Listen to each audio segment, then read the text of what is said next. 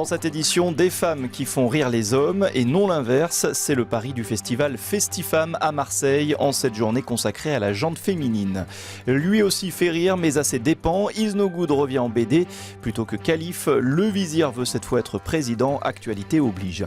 Mais d'abord un match de foot qui se poursuit devant un tribunal. Plus de 18 ans après France-Bulgarie, David Ginola ne digère toujours pas les propos du sélectionneur de l'époque, Gérard Houllier. Depuis, Houllier tacle régulièrement Ginola pour avoir selon lui privé les Bleus d'une qualification au mondial. L'ancien joueur riposte, il veut voir la justice sortir un carton rouge, délibéré le 4 avril. Pour cette audience qui nous rajeunit d'une vingtaine d'années, le tribunal a imposé à Gérard Houllier et David Ginola d'être présents.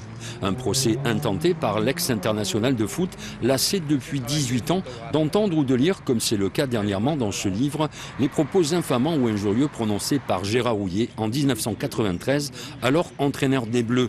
Dans la toute dernière minute du match opposant la France à la Bulgarie lors des éliminatoires pour la Coupe du Monde 94 aux États-Unis, David Ginola rate un centre, les Bulgares en profitent. C'est le but. La France est éliminée. Houllier ne mâche pas ses mots, accusant Ginola de crime contre l'équipe, de salaud, de con. Il ne peut pas y avoir de réconciliation dans la mesure où le mal a été fait, le mal a été prononcé et le mal continue. C'est-à-dire qu'il y a des personnes qui s'évertuent à faire continuer ce message pour les générations futures. C'est-à-dire que les jeunes géants d'aujourd'hui qui n'étaient pas au courant de cette histoire, quand ils lisent le bouquin, se retrouvent en face d'un truc. Ah ben finalement, alors c'est la faute de Ginola. Donc on continue à faire passer le message comme quoi Ginola est un salaud. Des propos qui ont longtemps marqué la carrière de Ginola et sa famille. Meurtri, il y a plus d'1 an, il dépose plainte à l'audience correctionnelle du TGI de Toulon. Houllier et la société d'édition Hugo et compagnie, assignés pour diffamation et injure publique, ont fait face à un David Ginola déterminé à ne pas perdre ce match pour l'honneur.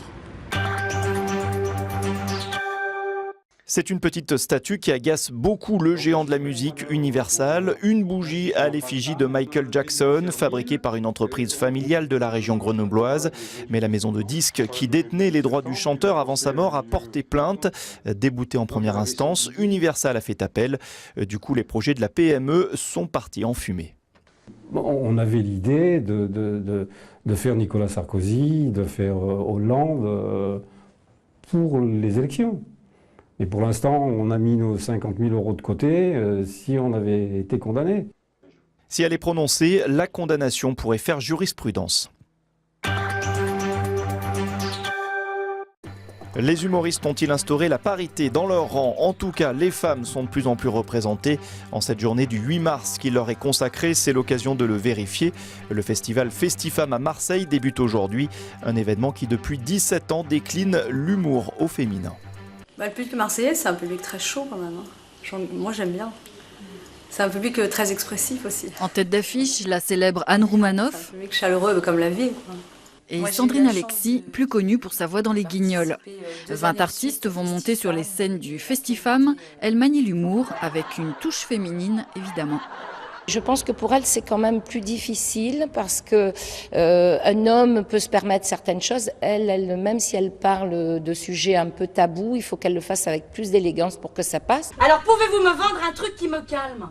J'ai du Valium. Non. Oh non, oh non, moi j'aurais préféré un mari. Ah oui? Ah oui, mais j'ai pas reçu ma nouvelle collection. Oh non.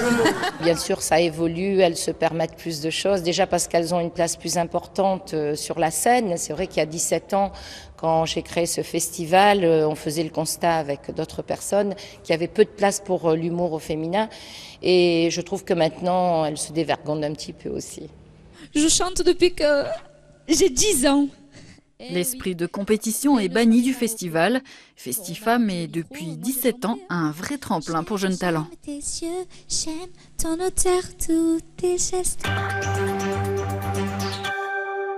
Lui avait beau être surnommé Kiki, il n'était pas humoriste, mais aviateur, l'un des pionniers en la matière. Albert Kimmerling est mort il y a 100 ans tout juste. L'un de ses héros oubliés, un surdoué du pilotage qui a volé à une époque où la sécurité n'était pas vraiment la première des préoccupations. On a beau avoir son nom sur des plaques de rue, on peut rester un inconnu illustre. Celui-ci s'appelait Albert Kimmerling. Belle moustache et surtout un pionnier de l'aviation oublié. Et pour le sortir de son trou de mémoire, un autre pilote, un retraité qui a volé sur des Mirages à 2500 km/h, et qu'a gardé le souci du passé. Eux, c'était des champions. Et vraiment, ils étaient gonflés, ces gars-là. Ouais. Ingénieur mécanicien, Albert Kimmerling apprend à piloter en 2 mois, des vols au ras des pâquerettes. En 1909, il met son avion sur un bateau direction l'Afrique du Sud pour une tournée de démonstration. Il fait la une des journaux. On surnomme son drôle d'engin la boîte d'allumettes. Il faisait pas beaucoup, il faisait 1-2 kilomètres, quoi. Et oui, il revenait, c'était très faible. Mais c'est le premier qui a décollé d'Afrique.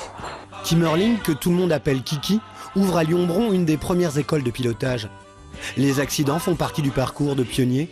Et en 1912, à moins de 30 ans, il se tue aux commandes d'un prototype. Si ces gens-là avaient appliqué le sacro-saint principe de précaution, que personnellement je trouve complètement con, hein, personnellement, hein, jamais on n'aurait volé. Kimmerling est mort il y a 100 ans, alors un dernier décollage.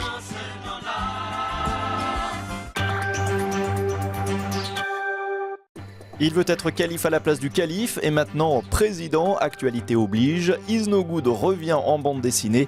La dernière aventure du vizir teigneux et envieux vient de sortir. Toute ressemblance avec un homme politique actuel serait fortuite, assurent les auteurs. On serait chez Astérix, Nicolas Tabary dirait qu'il a travaillé comme un Romain. 5 mois seulement pour boucler les dernières aventures du vizir rageur et envieux. L'album devant à tout prix sortir en pleine campagne présidentielle. L'histoire, Is No Good se découvre une envie de démocratie et sa quête demeure toujours obsessionnelle. Is No Good, de toute façon, est dans l'excès tout le temps. Donc il est le personnage politique type. Donc il représente, avec sa phrase emblématique « Je veux être calife à la place du calife », c'est le personnage politique par excellence. Il veut prendre le pouvoir absolument. Scénario de Nicolas Canteloup et Laurent Vassilian, pétillant. Des clins d'œil, des anachronismes, des jeux de mots à chaque case, des références à l'actualité dans chaque bulle. Mais le scénario n'était pas une prison. Nicolas Tabary s'est amusé à glisser des portraits, des intrus, à pister au fil des pages. Le fond de l'histoire, c'est quand même une histoire sur le printemps arabe, sur la démocratie au pays des mille et une nuits. On ne l'a pas marqué de caricatures politiques, de personnages campés. Toute ressemblance avec des hommes politiques du moment, vraiment, ce serait un accident.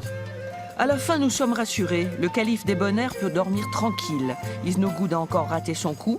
Il s'est pris les pieds dans le tapis, il s'est planté, une fois de plus, et on l'aime pour ça.